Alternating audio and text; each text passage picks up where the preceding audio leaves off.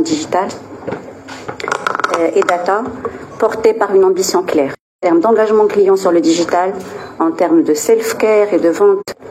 D'ailleurs, dans ce cadre-là, et pour matérialiser un peu notre ambition et cette nouvelle signature que nous souhaitons apporter, je souhaite, comme l'a dit le Président tout à l'heure, qu'on a une nouvelle application mobile qui arrive, qui a été fabriquée en 3 mois, 90 jours, pour venir coïncider avec cette date de révélation de la nouvelle marque. Tout ça grâce à des fondations solides, parce que si cela était possible, c'est parce que nous avons construit dans la durée et nous continuerons à les consolider des fondations solides, des fondations technologiques à l'état de l'art, une architecture moderne, microservices et bien évidemment, et c'est un enjeu du moment, une security by design. Les enjeux de la sécurité ont toujours été très importants, ils le sont encore plus importants aujourd'hui dans le contexte que nous connaissons tous. Et c'est une obsession permanente pour nous et pour nos équipes de continuer à assurer les meilleurs standards en matière de sécurité et de protection de notre clientèle. Le troisième axe, bien évidemment, c'est l'organisation agile, parce qu'on peut construire beaucoup de fondamentaux technologiques. L'organisation agile, elle est organisée autour de tribes, de chaînes de valeur, par rapport à des objectifs métiers et business très clairs, drivés par les métiers et au service desquels on met tout un ensemble d'équipes technologiques qui travaillent sur des objectifs, des OKR. Là, la data, le digital nous apporte, mais tout en restant solide. Donc tout ça est drivé bien évidemment par une transformation verticale et transverse qui traverse les organisations, qui se base sur des investissements importants, et c'est important de le rappeler. Nous avons beaucoup investi, nous allons encore davantage investir. Nous avons un rythme d'investissement qui est très important pour aller joindre et rejoindre ces standards internationaux, assurer cette promesse d'excellence qui est un chemin, comme l'a dit le Président, mais dans laquelle nous sommes résolument engagés. Merci. Merci Asma. Merci Asma. Merci Madame Hajjami. Peut-être juste un mot avant de demander à Mehdi de me rejoindre, Mehdi Ben Bachir.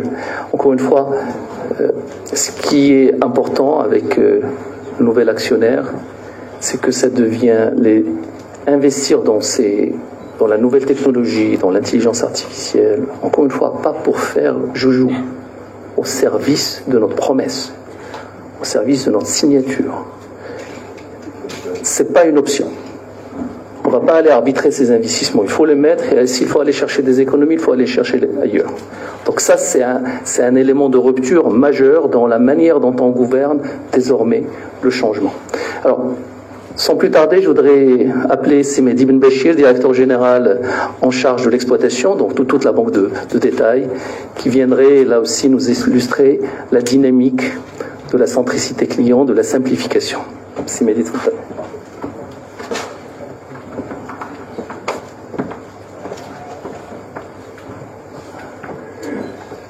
Merci, Président. Mesdames et Messieurs, bonjour.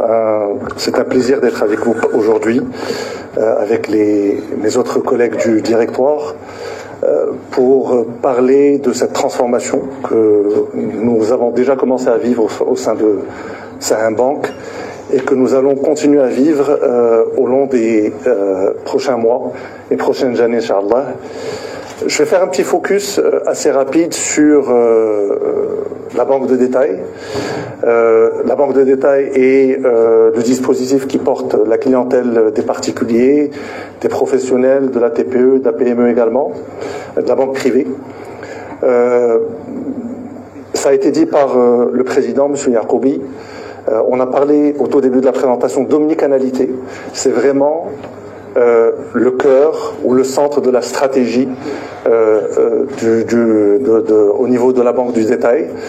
Ce que nous souhaitons, c'est apporter de la valeur à nos clients à travers l'ensemble des canaux qui peuvent être disponibles pour les clients. Donc, pour faire suite à ce que disait Madame Hajjami en parlant du digital, c'est clairement un des canaux importants d'accès à notre clientèle.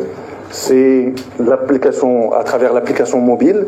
Cette application, je reviendrai sur le slide suivant, sur un peu plus de détails, et les réinventer pour apporter davantage de fonctionnalités et une simplicité d'utilisation pour nos clients. Il y a bien évidemment l'agence qui est, et quand on parle de l'agence, on parle des banquiers. L'agence est un lieu physique, mais dans l'agence, on a les banquiers. Les banquiers sont au centre de la relation client et de la proposition de valeur que nous voulons apporter à nos clients. Ce dispositif est complété par le centre de relations clients multimédia, donc le centre d'appel, qui lui aussi a connu un certain nombre de développements ces dernières semaines et qui va vraiment apporter plus de valeur ajoutée dans la relation globale avec nos clients. Je vais détailler ça un peu plus. Et bien évidemment également tout le dispositif qui vient accompagner les agences, qui est très souvent à l'extérieur des agences ou en leur site, qui sont les GAB, donc les guichets automatiques, ainsi que les libres services qui viennent donner la capacité à nos clients de faire leurs opérations en toute autonomie. Alors tout cela est accompagné bien évidemment par un enrichissement de nos offres et une revue des parcours aussi bien en agence que sur les autres canaux. Alors concrètement, comment ça se profile? Je vais essayer d'aller un petit peu vite. Je disais au niveau de l'application mobile, il y a eu un travail en grande profondeur pour refondre notre application mobile qui a été faite en quelques mois, quand les refontes des applications mobiles peuvent prendre des années dans certains cas. Et donc l'objectif, et c'est ce que nous allons commencer à proposer à nos clients à partir des prochains jours, Inch'Allah, d'abord c'est une refonte de l'ergonomie. Donc pour une meilleure, en tout cas pour une meilleure expérience client, avec une expérience plus enrichie, et une transformation en termes de fonctionnalités, donc un enrichissement des fonctionnalités de l'application, avec une capacité à souscrire notamment à un certain nombre de produits, et donc donner encore plus d'autonomie à nos clients de travailler avec leur banque à distance quand ils le souhaitent. Au niveau de l'agence, et ce que je disais, c'est qu'il va y avoir des grosses transformations en agence, au-delà des transformations physiques que vous allez observer, qui sont importantes pour accompagner la nouvelle marque, mais au-delà de cette transformation physique, il y a un vrai travail qui a été fait à l'intérieur des agences en termes de montée en compétences des banquiers, d'accord, pour apporter plus de conseils et de proximité de services à nos clients, à travers une appropriation de la signature relationnelle, à travers un certain nombre de formations, etc., qui sont très importantes. Nous avons opté pour un certain nombre de modèles spécialisés dans certaines agences pour accompagner là aussi la spécificité de nos clients, donc des agences qui peuvent être dédiées à de la clientèle professionnelle et de la TPE par exemple, et qui est un modèle qui est très apprécié et qu'on va continuer par nos clients, qu'on va continuer à développer. Je pense qu'au centre de tout ça, un vrai travail sur la satisfaction des clients à travers l'amélioration, l'optimisation de l'expérience en agence. Sur le centre de relations clients, je pense qu'il y a une vraie révolution, si je peux dire, qui a été opérée ces derniers jours. Notre souhait, c'est d'être vraiment un acteur qui apporte de la différence de ce point de vue-là, notamment à travers, premier point, l'élargissement des horaires de notre centre de relations clients. Donc à partir depuis un certain nombre de jours maintenant, nos clients ont accès au centre relations clients 7 jours sur 7, 365 jours par an. Donc je dis bien 365 jours par an, donc ça va inclure les Eid, ça va inclure les jours fériés, etc. Et à des créneaux horaires élargis, donc de 8h à 21h tous les jours, avec un objectif qui est très très clair et qu'on affiche de manière très assumée, c'est d'améliorer en fait la qualité de service et d'arriver à des standards internationaux en termes de qualité de service avec des taux supérieurs à 90%. Ça c'est le deuxième point. Et le troisième point important, c'est que ça c'est un sujet qu'on a développé depuis un certain nombre d'années, mais sur lequel on va continuer à travailler parce nous souhaitons accompagner notre clientèle marocaine du monde, donc la diaspora qui a des besoins très spécifiques. J'ai parlé tout à l'heure de la Pro-TPE, maintenant de la diaspora, elle aussi qui a des besoins spécifiques et qui la majorité du temps n'est pas présente au Maroc. Donc un dispositif dédié à la diaspora à travers le centre relations clients, avec des banquiers qui parlent un certain nombre de langues, qui peuvent donc, pour répondre justement aux besoins de cette diaspora.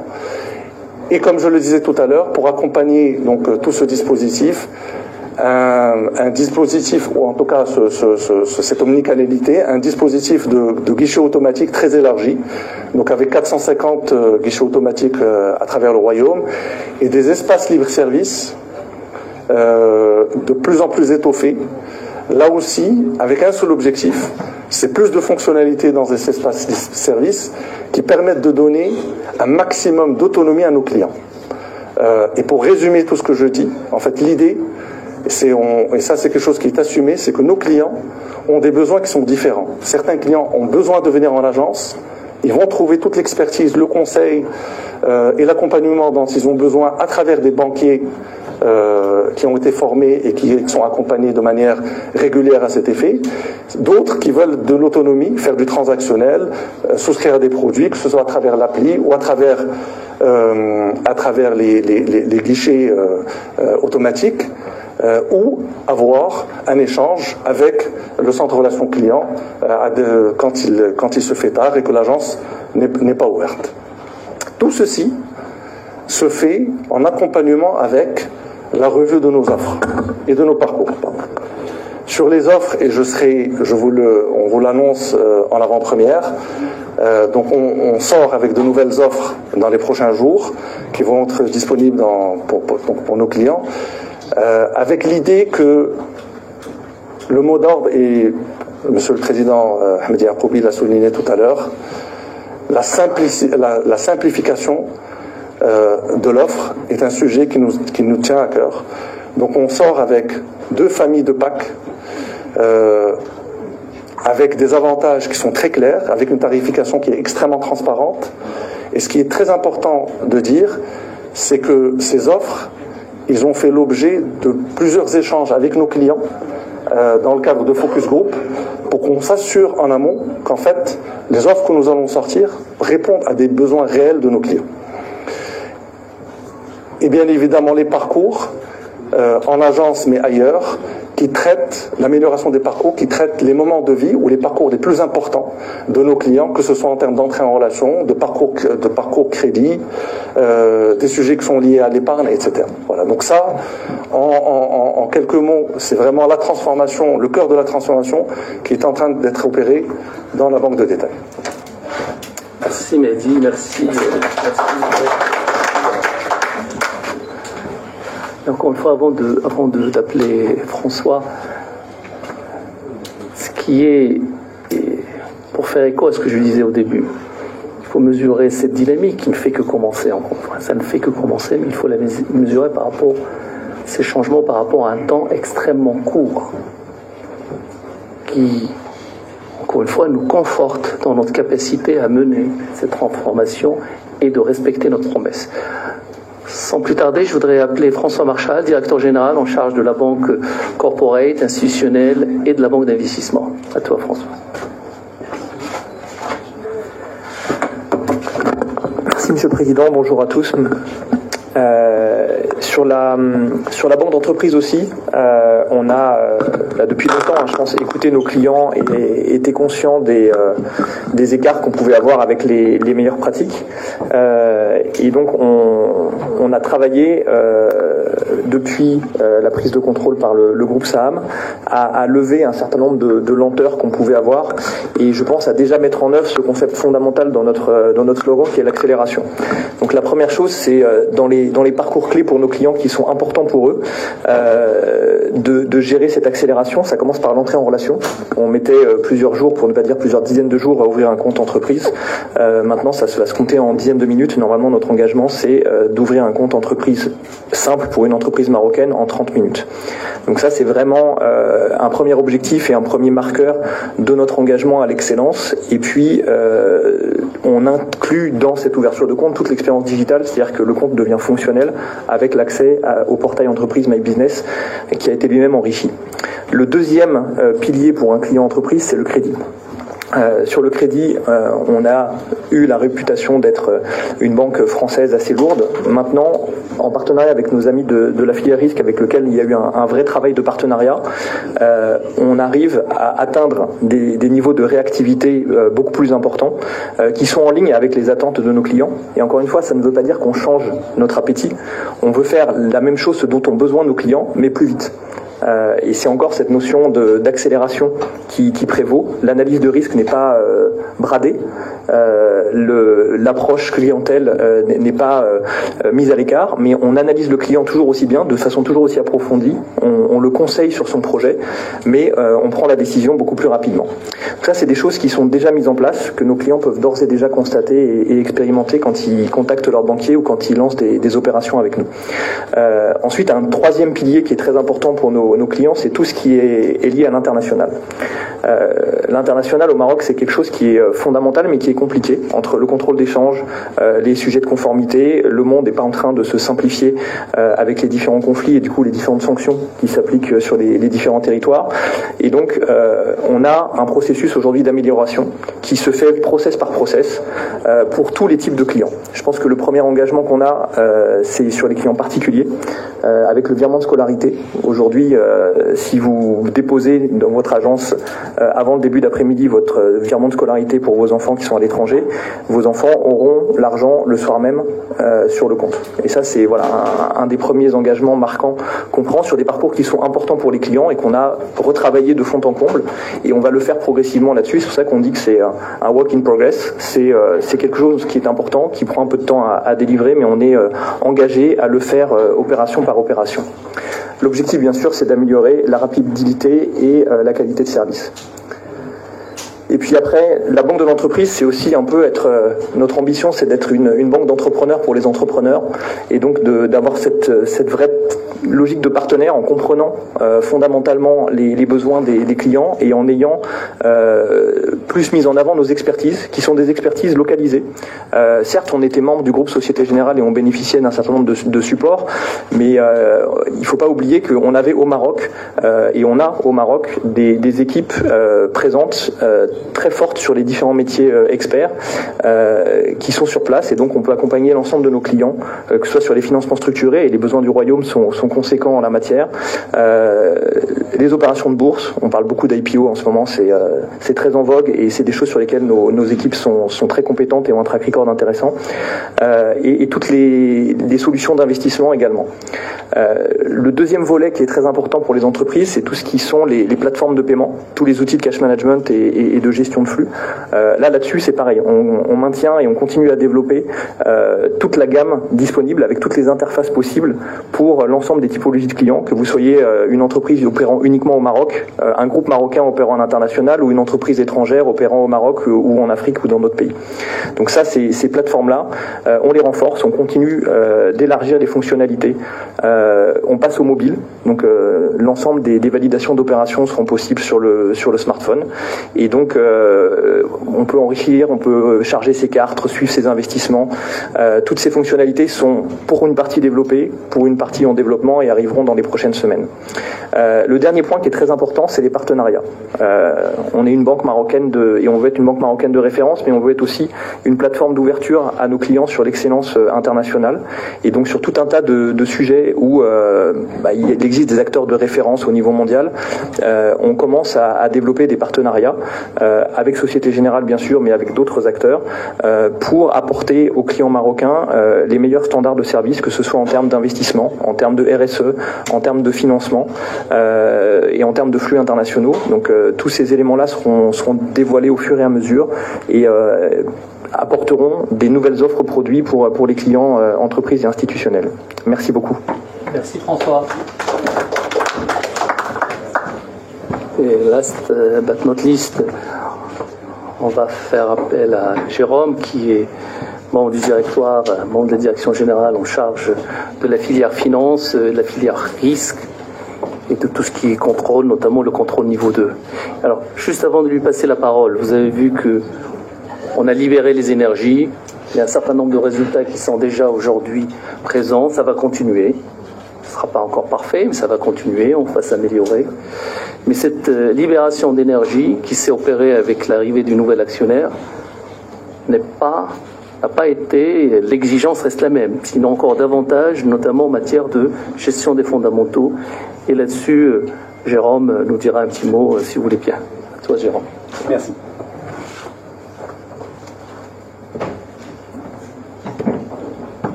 Merci. Donc, je vais donc vous parler de la solidité de la banque et du groupe de Saham Bank. La solidité qui est un point majeur pour l'existence de cette banque par rapport aux différentes parties prenantes, que ce soit nos clients qui sont déposants, que ce soit nos employés, nos actionnaires et l'ensemble de notre environnement. Cette solidité, qui tout d'abord émane d'une banque qui a plus de 100 ans d'existence, est un point crucial et clé pour nous. Il se base sur 3 axes. Premier axe, c'est notre capacité à gérer des normes complexes, comptables, réglementaires, de façon intransigeante. Nous avons toujours réussi à avoir une qualité d'actifs qui est basée sur une reconnaissance de leur qualité qui est basée sur une évaluation particulièrement intransigeante. Pour prendre un exemple, ou pour le dire différemment, s'il y a l'ombre d'un problème, il est déjà dans nos comptes. Ça, c'est le premier point. Second point, c'est la qualité de notre portefeuille de crédit, qui est lui-même basé sur une sélection des crédits et de notre processus d'octroi, qui est fait dans les règles de l'art. Ce point est particulièrement important. Il fait partie de l'existence de cette banque et il fait partie de notre futur. Troisième point, c'est par rapport à l'accélération des traitements de dossiers de crédit dont parlait François. On a réussi à faire tout ça sans diminuer notre qualité d'analyse. Donc on s'est organisé différemment et on a réussi à, dans notre approche de centricité client, à avoir une réponse beaucoup plus rapide sans diminuer nos standards. Et ça assure la solidité de la banque dans le futur. Dernier point, tout ça c'est dans la zone du prévisible où, quand je disais s'il est l'ombre d'un problème, il est déjà dans nos comptes. Pour la partie qui est imprévisible, la partie qui est ou le problème qui n'aurait pas d'ombre, on a des fonds propres de catégorie 1 qui font partie des niveaux les plus élevés au Maroc et qui font partie même sur les normes internationales des niveaux les plus élevés. Donc nous avons une banque particulièrement solide. Vous pouvez les voir aussi au travers de notre couverture par les provisions, qui lorsqu'on prend les créances sans souffrance, les créances sensibles, ont un taux de couverture par les provisions qui sont parmi les meilleurs du marché. Et donc nous sommes particulièrement fiers de ce que nous avons accompli jusqu'ici, et particulièrement fiers de présenter une banque qui a ce niveau de solidité et pour lesquels nos clients peuvent avoir vraiment confiance. Merci Jérôme. D'autant plus qu'on va te demander de consolider ça et de renforcer ça. Voilà. Écoutez, merci. Donc, pour l'instant, on arrive à un moment important. On arrive au moment où on voudra vous présenter les Wind. On voudra vous présenter notre nouvelle campagne, notre nouveau film institutionnel, avant de conclure et avant, bien sûr, de prendre vos questions. Voilà. Hind, allez-y.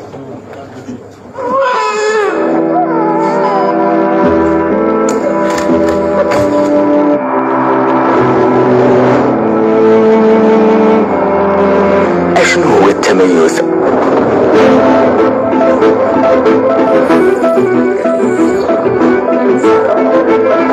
هو طريقة جديدة في التفكير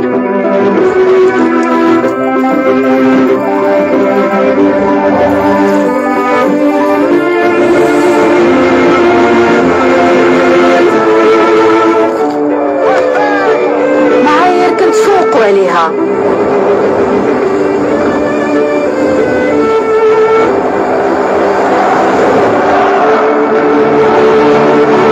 رؤية مستقبلية.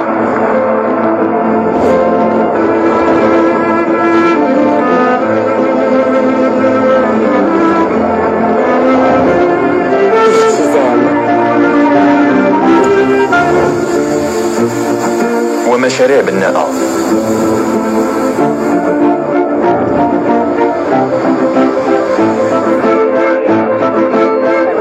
طموح بلا حدود.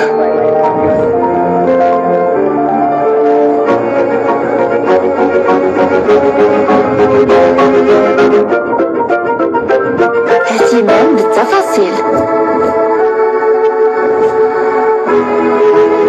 مثالية كنسعى نوصلوا ليها.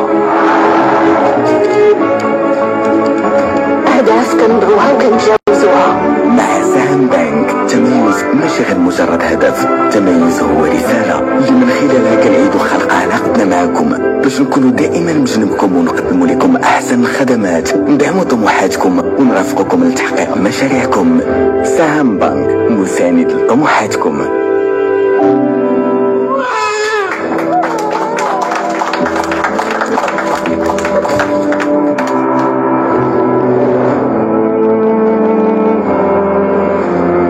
Qu'est-ce que l'excellence?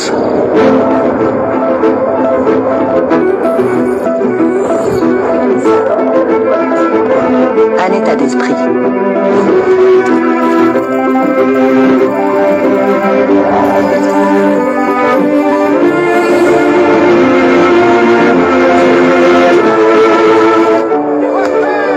Une barre placée très haut.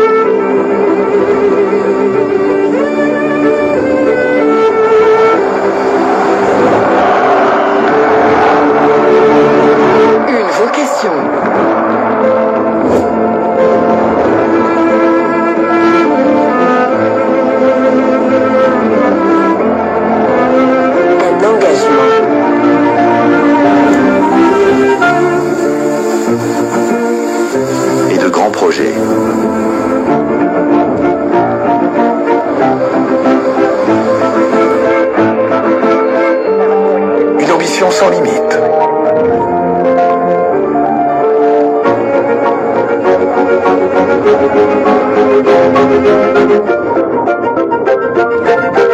Une attention aux détails. Un idéal auquel on aspire. Des obstacles que l'on dépasse. Pour Saham Bank, l'excellence n'est pas qu'une promesse, c'est un engagement. Celui de réinventer chaque jour la manière de soutenir vos ambitions et d'accompagner vos projets. Parce que les rêves d'aujourd'hui seront les réalisations de demain. Saham Bank, accélérateur de vos ambitions.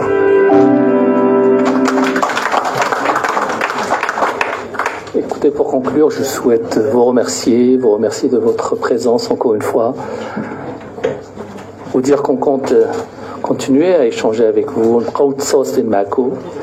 Aujourd'hui, on a parlé beaucoup de ce qu'on veut être, comment on est en train de se opérationnaliser ce qu'on veut être. On reviendra dans les prochains mois, vous parler un peu plus de chiffres, un peu plus de trajectoire financière. Pour l'instant, l'exercice était davantage qualitatif. C'est ce qui nous a été demandé par notre actionnaire nouveau. Merci beaucoup et place à vos questions. S'il y a des questions, on va essayer d'y répondre avec l'ensemble de mes collègues.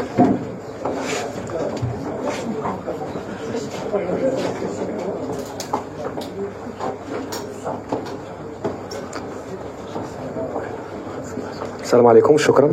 يوسف الخضر، الشرق بيزنس. عندي مجموعه ديال الاسئله الى سمحتوا. واش البنكه كتفكر فعلا في مشروع لا تروديكسيون بورس؟ فوقاش تكون وشحال الحجم ديالها؟ البنكه واش عندها طموح في التواجد في القاره الافريقيه؟ وهل هناك فعلا تفكير في الاستحواذ على فروع سوسيتي جينيرال؟ بالنسبه للريزولتا نت ديال العام اللي كان 780 بتراجع شويه على العام اللي قبل منه اللي كان 1.3 مليار ديال الدرهم. شنو التوقعات ديال هذا العام ولي زوبجيكتيف ديال 2030؟ شكرا. شكرا سيدي، تسمحوا لي نجاوب الفرنسويه. شكرا.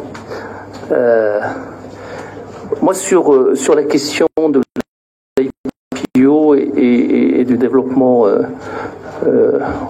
en Afrique et notamment par rapport à la question sur les filiales de l'AEG, je vous renvoie à la réponse qu'on a faite à votre confrère de Bloomberg. Hein. On a, de manière officielle, je pense hier ou avant-hier, on a démenti ces éléments. Je peux vous dire qu'aujourd'hui, c'est pas du tout à l'ordre du jour.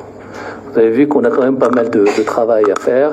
Je pense que c'est ça ce qui est important. En tout cas, pour nous, nous sommes mobilisés aujourd'hui pour d'abord transformer la maison, la mettre alignée avec l'ambition et qu'on soit capable de créer de la valeur au Maroc. Le passage de Maroc, c'est aussi l'Afrique. Voilà, merci beaucoup. Et alors sur les chiffres, excusez-moi, oui, l'année dernière, on l'avait expliqué dans la publication, il y avait des éléments exceptionnels liés à l'exercice de cession. Il y avait, comme vous savez, un contrôle fiscal, il y avait quelques provisions également qui étaient opérées dans le cadre de la cession. Cette année, on a publié les résultats du premier trimestre qui sont très très bien orientés. À ce stade-là, nous ne pouvons pas encore publier un forecast annuel. À l'occasion de la publication de nos résultats semestriels, on reviendra vers vous, Inch'Allah, pour vous donner un aperçu non seulement de notre prévision annuelle, mais également de toute la trajectoire. Merci. Bonjour. Vous le gardez. Oui, pardon. Bonjour, Imen Bouharara, Ecoactu Paima.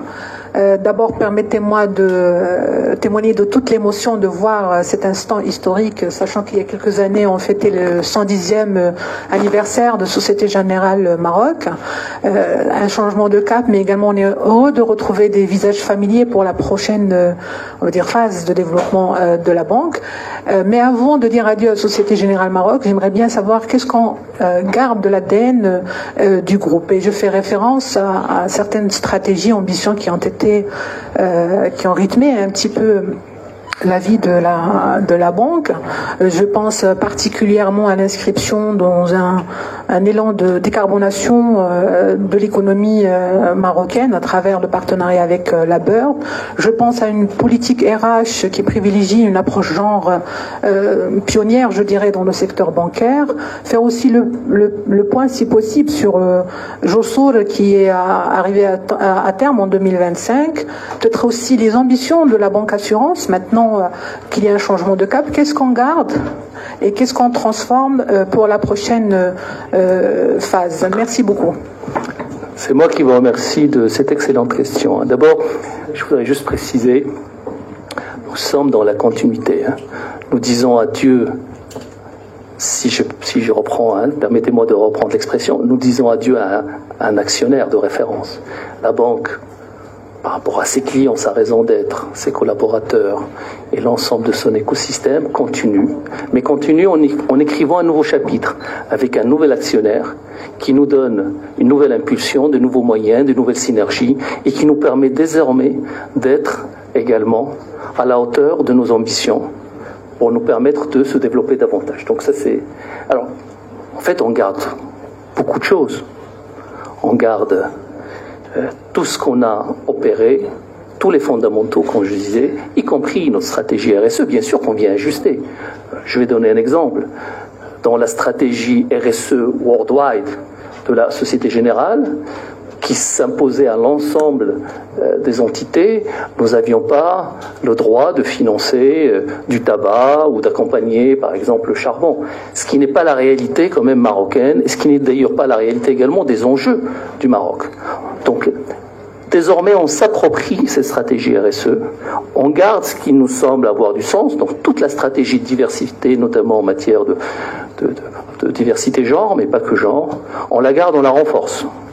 On va même aller plus loin en matière de certification, puisque Madame Hajami pourra d'ailleurs m'éclairer là-dessus. On était certifié MOVE et on veut aller désormais dans la plus haute certification en matière d'engagement dans ce sens. Mais on va aller s'intéresser dans notre stratégie RSE à des sujets également du Maroc. Le stress hydrique, qui est un vrai sujet. Le sujet également d'aller chercher des financements et d'aller chercher des partenaires, comme la BERD, d'ailleurs qu'on a renouvelé, pour pouvoir accompagner la PME.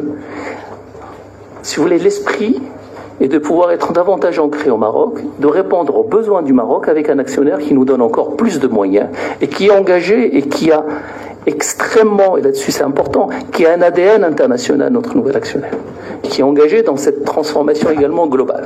Donc voilà, donc pour faire court, on ne jette quasiment rien, on jette la complexité, oui, on jette ce qui n'a pas de sens. Parce que des fois, dans les grandes organisations, et ce que je dis là, le patron de la Société Générale l'a dit, je veux dire, dans les grandes organisations, à un moment, on oublie le sens et on devient prisonnier des process, de la lourdeur, ce qu'on appelle la complexité. On va quand même se débarrasser de tout ça, libérer les énergies, mais garder l'esprit de la responsabilité qui nous engage. Voilà. Merci.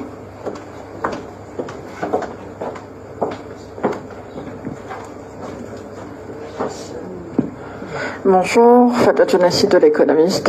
Dans un paysage bancaire marocain en perpétuelle évolution avec la montée en grade, on va dire, du crédit du Maroc, quel sera le positionnement de Saham Bank et quelle sera votre politique en matière de risque? Et aussi, j'ai une troisième question. Est-ce qu'une introduction en bourse est envisageable à court ou moyen terme? Je pense que la troisième question, j'ai déjà répondu sur l'introduction en bourse. Je disais encore une fois, on a fait un communiqué officiel et une réponse formelle par rapport à Bloomberg, donc je vous renvoie là-dessus. Sur le positionnement, je pense, permettez-moi du coup de revenir sur ce qu'on dit. Notre positionnement, encore une fois, est un positionnement qui ne cherche pas forcément la taille.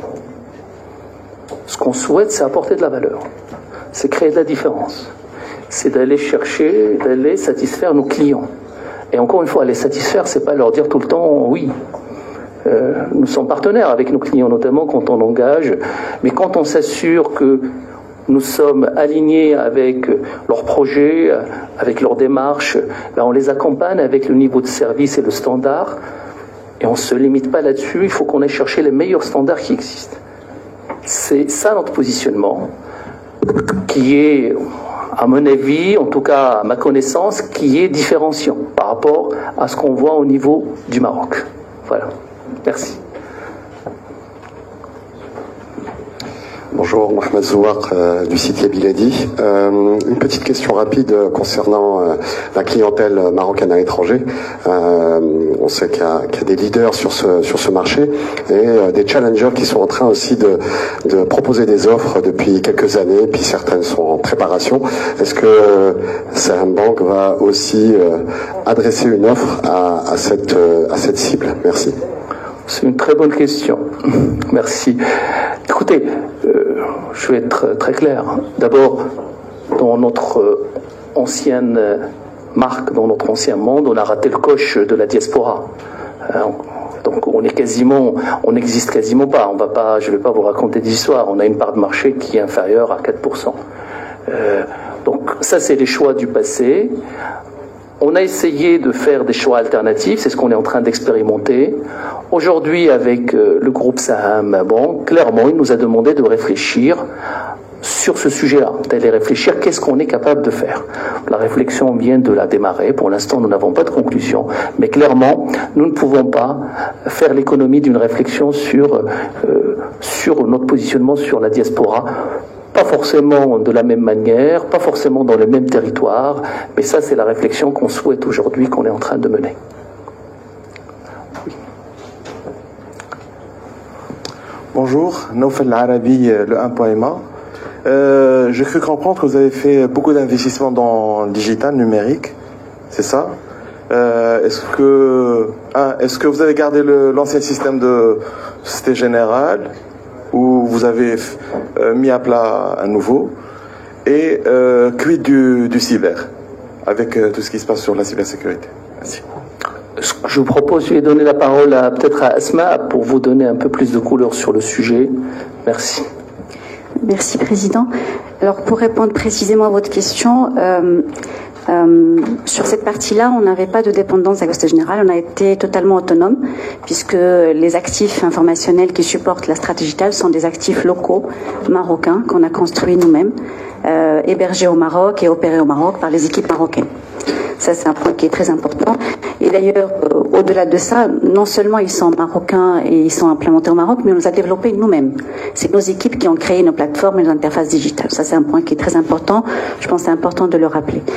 Et ça me ramène à la deuxième partie de votre question qui est du cyber. Bien évidemment, on ne peut être performant sur le digital. C'est pas, comme l'a dit le président tout à l'heure, c'est pas uniquement faire du gadget sur le digital. C'est vraiment des plateformes solides, des plateformes compliant qui respectent la réglementation marocaine, qui respectent les meilleurs standards internationaux, basées sur des architectures modernes, microservices. Et je l'ai dit tout à l'heure et je le répète, security by design, ça veut dire nativement sécurisé et qui suivent un protocole et un déploiement d'une stratégie de sécurité qui est très forte, très renforcée, des fois un peu complexe, qui des fois peut créer des complexités clients. Quand on demande à authentifier, à voir la sécurité de l'authentification, c'est aussi pour protéger. Donc, bien évidemment, les fondamentaux à solidifier sont une exigence qui est pas discutable et encore plus aujourd'hui dans le monde qu'on connaît. L'intérêt et la pertinence, c'est aller continuer à allier sophistication, robustesse, mais simplification des parcours clients. Et c'est sur quoi nous sommes en train de continuer à travailler dans le cadre de ce chemin d'excellence. Mais je peux vous assurer que sur la partie sécurité, les standards sont très élevés. Ils continueront à l'être et nous continuerons à consentir des investissements extrêmement importants. On peut avoir une idée sur les investissements ? Oui, bien sûr. Je pense qu'ils sont visibles dans nos bilans. Pour vous donner un ordre de grandeur, et d'ailleurs on l'avait déjà annoncé dans le cadre de Josol, on a un niveau d'investissement informatique par année qui dépasse les 400 millions de dirhams. Alors ça c'est le global. Bien sûr, nous sommes engagés dans différents chantiers. Nous avons un programme important de modernisation, d'urbanisation et d'accompagnement de la transformation stratégique de la banque qui est engagée depuis Josol. Madame en a parlé tout à l'heure. Et donc il continue avec des briques importantes que nous sommes en train d'installer. Certaines ont déjà été quasiment finalisées, d'autres sont en train de l'être. Nous avons investi depuis maintenant 5 ans de manière massive dans le digital et les volumes d'investissement chaque année sont quasiment sécurisés, quasiment une centaine de millions de dirhams et ça va continuer. Nous avons un nouveau projet qui se rajoute qui est l'autonomisation, mais il vient en parallèle de ce qu'on fait, ce qui crée un pic d'investissement, mais franchement il est lissé sur les années qu'on est en train de traiter. Et un régime de croisière qu'on voit va peut-être arriver sur les 3-4 prochaines années. En tout cas, ce que je peux vous dire, c'est qu'on a été intense ces dernières années en termes d'investissement. On l'est encore aujourd'hui, on le sera encore sur les 2 prochaines années avant d'arriver sur un régime de croisière, tout en adressant la modernisation, la digitalisation, l'IA et la sécurité.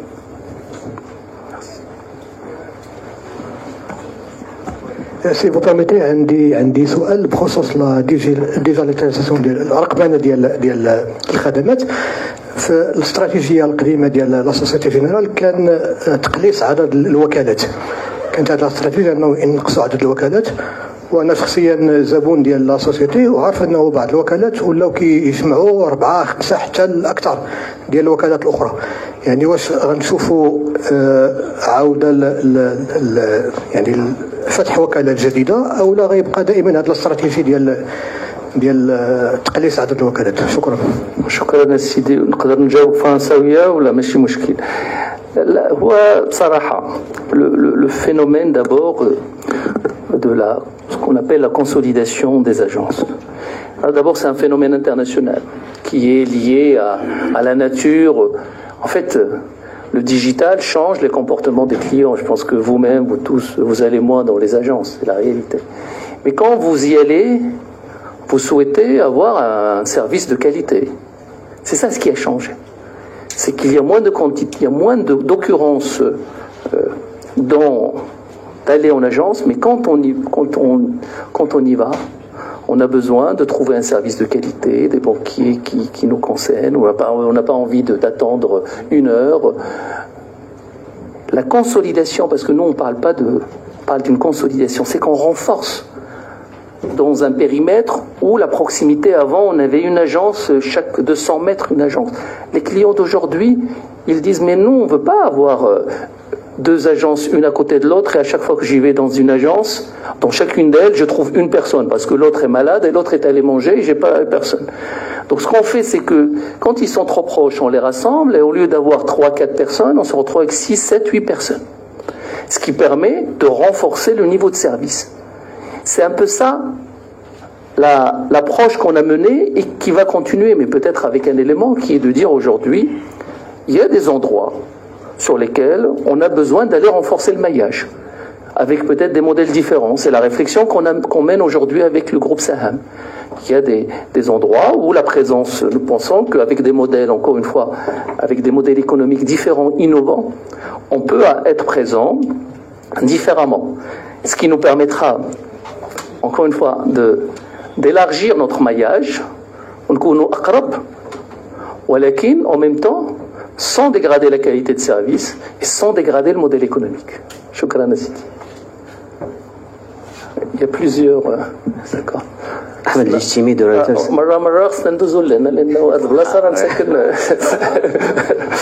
تفضل. Si la banque est bien provisionnée, est-ce que vous envisagez une expansion en Afrique à travers le rachat ou l'acquisition de la part de Société Générale d'autres banques africaines?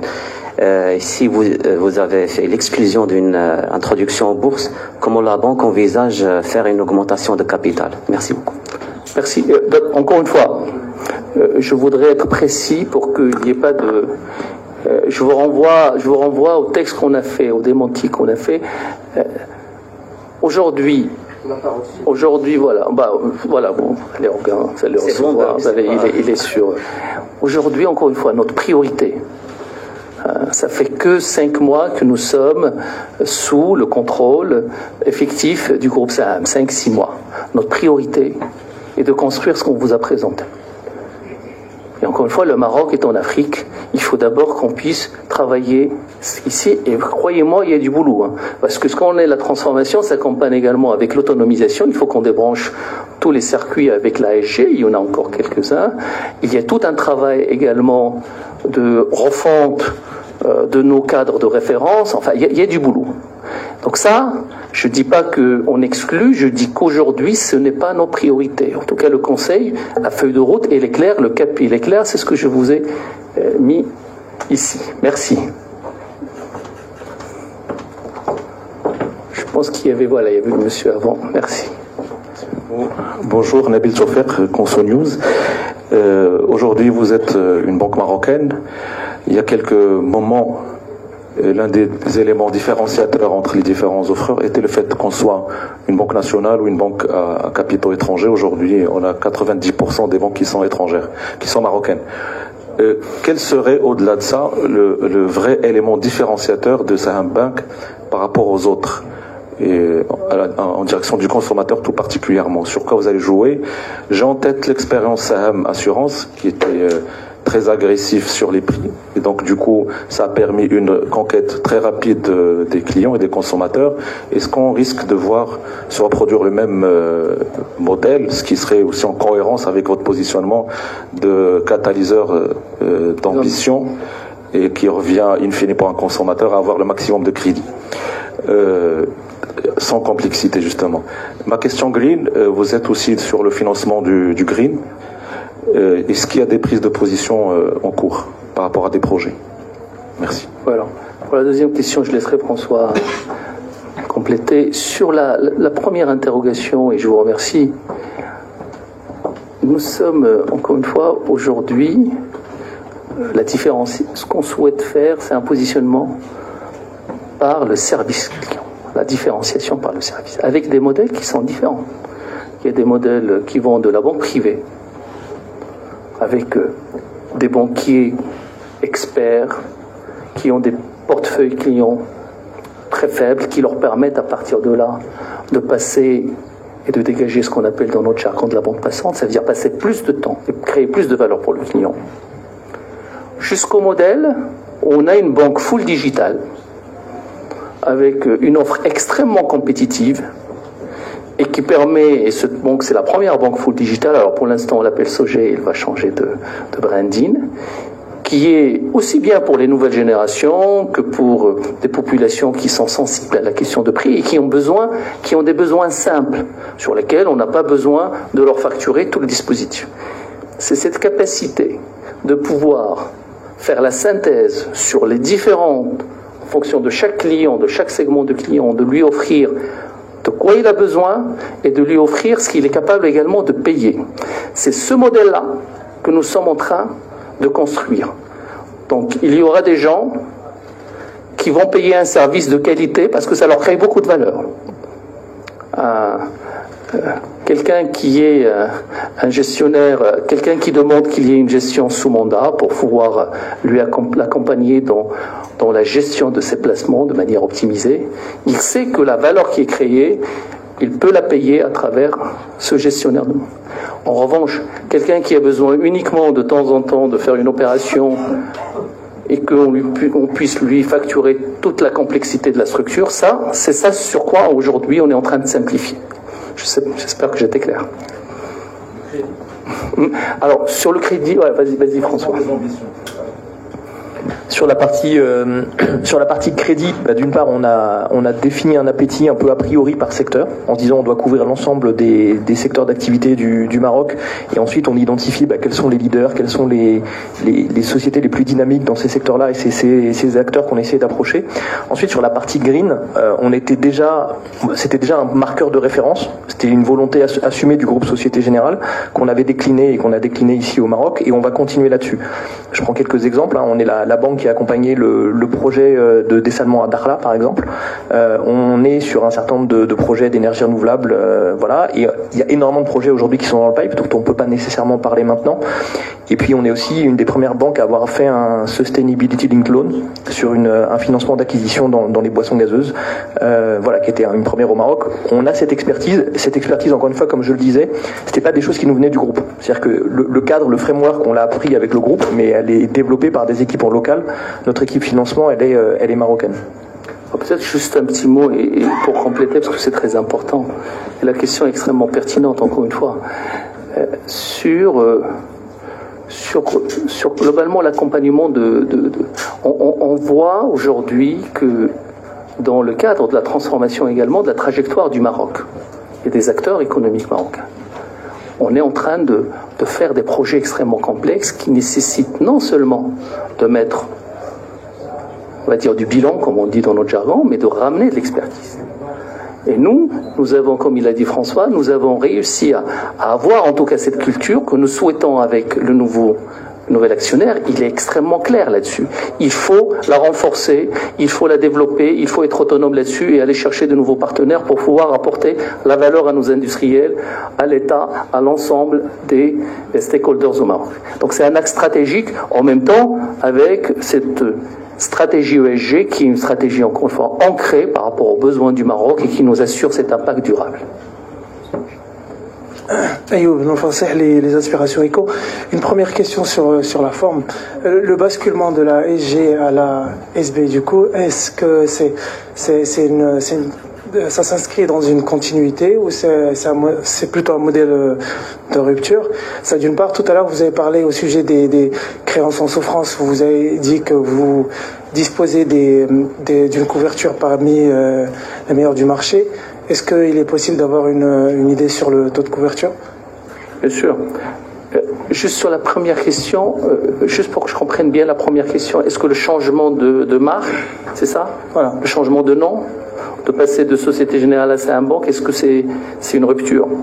Oui. Succinctement, est-ce que vous pouvez juste me décrire à votre manière ce basculement, est-ce que c'est une sorte de continuité ou on peut parler d'un modèle de rupture? Alors encore une fois, je reprends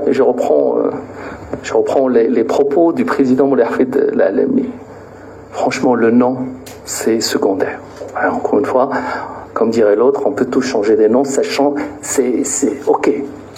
Le plus important, c'est qu'est-ce qu'on va faire ensemble demain. Là-dessus, il y a un travail, encore une fois, comme on l'a expliqué, il y a un travail en même temps de continuité, mais en même temps de dynamique très forte, d'inflexion de dynamique très forte sur des tendances de fond. Et c'est la capacité à faire les deux qui est compliquée. Parce que le plus simple, c'est de dire, voilà, à la limite, excusez-moi, on est un peu plus léger sur un certain nombre de sujets, et comme ça, non. Il faut continuer à être extrêmement sérieux, solide, dans la manière dont on fait notre métier, parce que c'est un métier régulé et qu'on a une responsabilité économique, dans la chaîne de valeur économique, et on a une responsabilité systémique.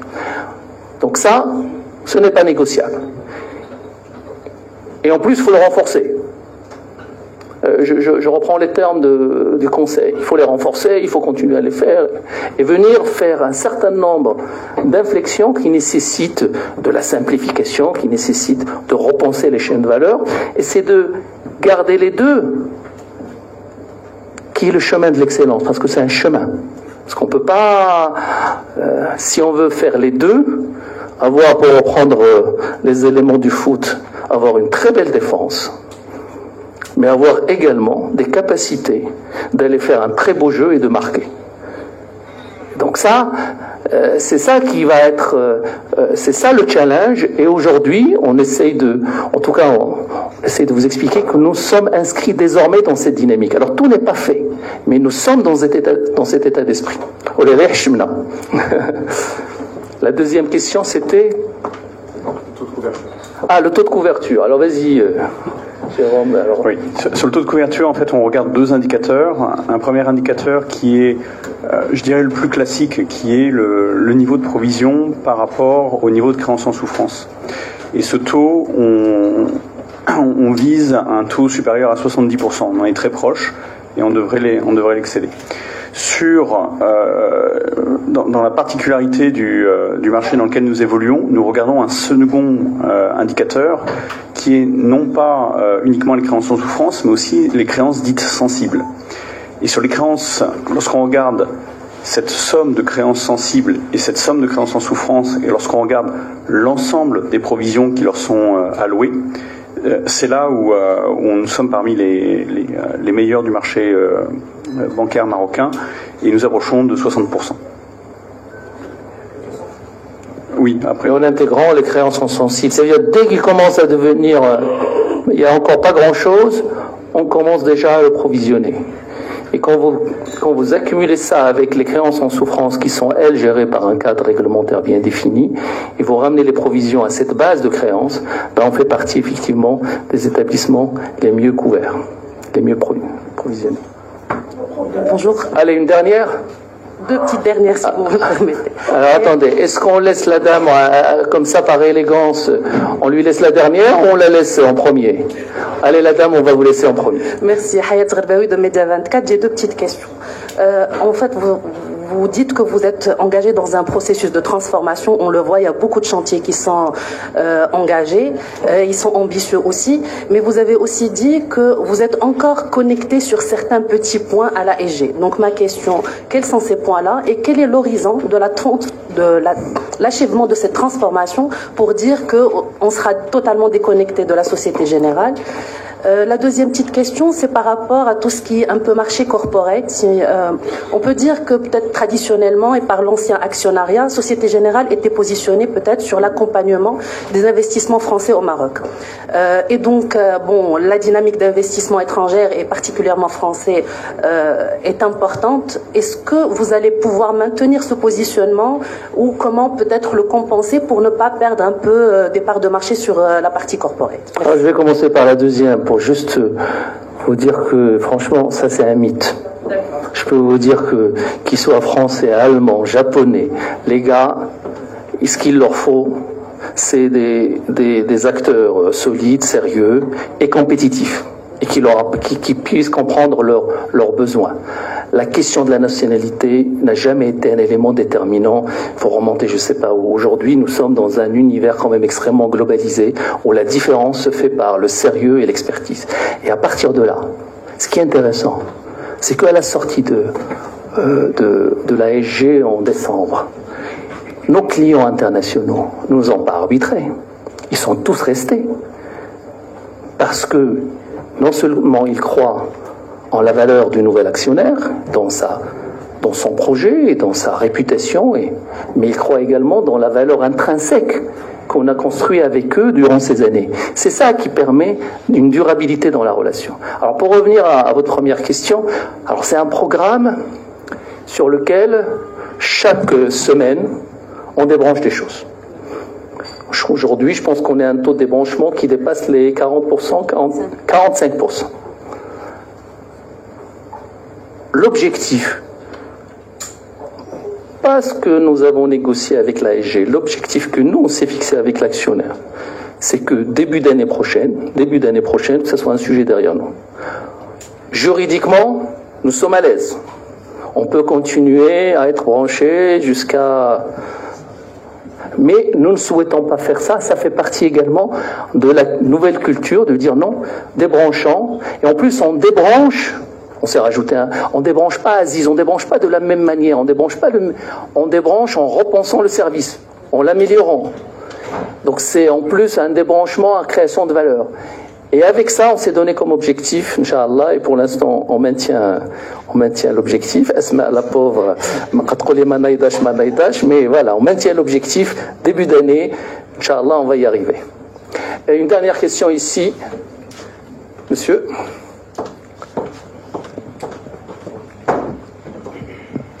Oui, bonjour. Bonjour, monsieur. Je t'ai mis à haut de H24 Info. J'ai 2 petites questions, peut-être 3. La première, c'est de ça. On va négocier là. La première question, là, vous vous engagez pleinement sur l'IA. Pour avoir suivi les résultats financiers de plusieurs banques, je pense que ce positionnement assumé, vous l'avez en plus que certains autres qui, voilà. Ma question c'est de savoir, est-ce que cet engagement vers l'IA va aller jusqu'à des positions avant-gardistes sur des notions telles que la blockchain, telles que voilà tout ce qui va avec crypto et autres. Voilà. Je demande ça parce que on sait que de plus en plus la jeunesse marocaine est friande de crypto. Voilà donc. Bon, je vais essayer de répondre avec Madame Hachami à la première question et on prendra une deuxième, pas une troisième, donc choisissez entre les deux. D'abord, je pense qu'on n'a pas le choix. Enfin, il faut quand même s'engager sur l'IA aujourd'hui. C'est l'IA qui est engagée en fait. Si on n'a pas un projet corporate, intelligence artificielle, les gens utilisent l'IA. Il ne faut pas qu'on... Tous, je pense que chacun de vous, chacun de nous utilise l'IA. Donc elle est en train de s'installer. On a besoin de l'encadrer, de lui donner un cadre, de se l'approprier et d'en faire un outil un levier pour réussir notre transformation. Et un levier pour préserver également notre emploi. Il faut les anticiper tout ça parce que si demain, ce qu'on peut appeler le banquier augmenté, il ne pourra pas travailler sans l'IA. Mais s'il ne s'approprie pas l'IA, c'est son job qui est en risque. Donc cet engagement, je pense que toutes les banques, toutes les entreprises sont aujourd'hui, sont conscientes de ces enjeux-là. C'est de gros investissements, c'est quand même des démarches lourdes sur lesquelles nous sommes aujourd'hui en train, en tout cas, de structurer cette démarche-là. Par rapport à la deuxième question, on s'interdit rien, mais le problème il faut d'abord un cadre de régulation. En matière de, encore une fois, pour l'instant, nous n'avons pas encore un cadre. Il y a une réflexion. Alors sur les blockchains, on peut faire des expérimentations là-dessus. Il y a eu déjà un certain nombre de levées de fonds à travers les blockchains, mais sur la crypto, nous réfléchissons, nous regardons ça de près. Le groupe SAM nous apporte une expertise là-dessus également. Mais nous sommes, encore une fois, nous sommes un acteur régulé. Il faut également qu'on travaille dans un cadre de régulation bien défini. Je ne sais pas si quelqu'un de mes collègues souhaite compléter là-dessus. L'autre question, monsieur ? Si tout à l'heure vous avez dit que vous ne vous engagerez pas vraiment sur le nombre, ça